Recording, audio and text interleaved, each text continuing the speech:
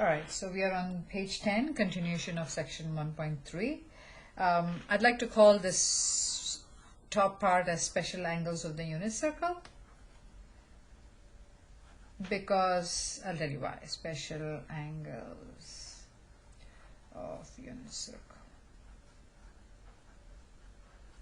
That's because if you notice from the first quadrant, there were basically the angles that were there was 30 degrees, 45 degrees, 60 degree, and the quadrant and angle which was basically the angles which are on the x-axis, on the axis itself. So this is 0 degrees, 90 degrees, 180 degrees, and 270 degrees, and then all the angles in between. So if you look at pi by 6 or 30 degrees, so what are we looking at? We're looking at 30. You always measure the angles from the x-axis. Always from the x-axis, always measure that. Okay, so please keep that in mind. So when you're looking at 30 degrees from here, we're looking at this 30 degrees, but then this is only in the first quadrant. Then you look at 30 degrees from the second quadrant, again only from the x-axis. So we're looking at this 30 degrees,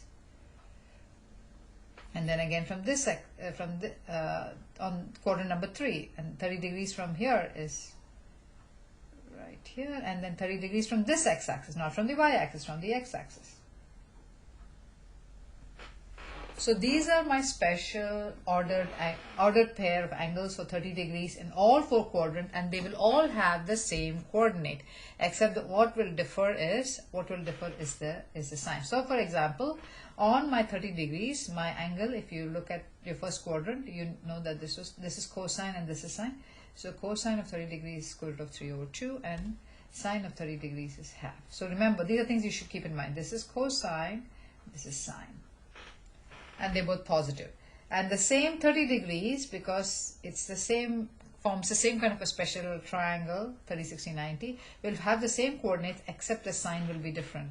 So this will be, because the x-axis is negative, this will be negative square root 3 over 2 and half.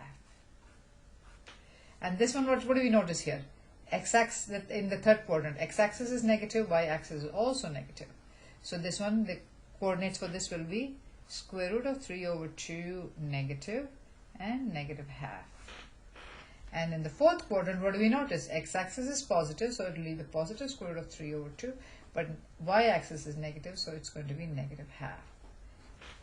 So that is why these are called as a special angle, because if you know what is the value for 30 degrees, the coordinate pair for 30 degrees in first quadrant, you will know what it is for the second quadrant, third quadrant, and the fourth quadrant.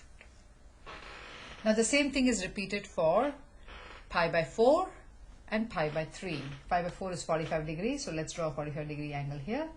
So this is 45 degrees, or pi by 4, either you can, depending on whether you're talking about degree or radian. And what are the coordinates for 45 degrees? It's square root of 2 over 2, and 45 degrees is easy to remember because they're both the same. They're both the same. And then what you will notice is 45 degrees in all the other 3 quadrants. 45 degrees from where? 45 degrees from the x-axis. 45 degrees from, this is 45 degrees, this is 45 degrees, and this is in my fourth quadrant. So I have my 4 quadrants, I have the 45 degrees. It will be the same, square root of 2 over 2, except what is negative? X-axis, y-axis is positive, so this is negative. And in this case, both x-axis and y-axis are negative. So square root of 2 over 2, square root of 2 over 2. Sorry, I put 4, I put negative. So both of them are negative. And in this case, x-axis is positive, but y-axis is negative. So those are your 4 ordered pair for the 45 degrees in all 4 quadrants. And 60 degrees. 60 degrees from where? 60 degrees from this x-axis. So this is 60 degrees. And what are the coordinate pair for the 60 degrees?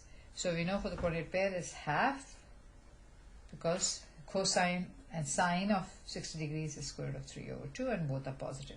But 60 degrees here, 60 degrees with respect to this is, what is negative? X is negative. So negative half square root of 3 over 2. In this case, 60 degrees from where? 60 degrees from here. So 60 degrees will be close to here. So here both are negative. Negative half, negative square root of 3 over 2. And then this is 60 degrees. And then again 60 degrees from this x-axis. And what's negative here? Y is negative, x is positive. So half will be positive, x will be positive, but y will be negative. So these are my 4 special ordered pair. And then let's quickly look at the quadrantal angles. Quadrantal angles are nothing but my angles at 0, 90, 180, 270 on the axis itself. So the coordinates for this is 1, 0. This is x is 0, y is 1. This is a reflection of this except in the opposite sign. This is a reflection of this except the opposite sign. And these are the ordered pair for the quadrantal angles. And the angles for this, we already talked about 90, 180.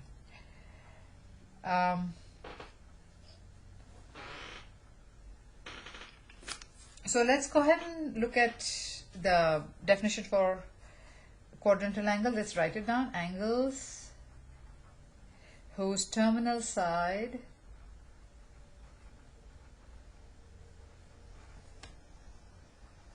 we know the initial side is always an x-axis, but here the terminal side also lies on x or y axis.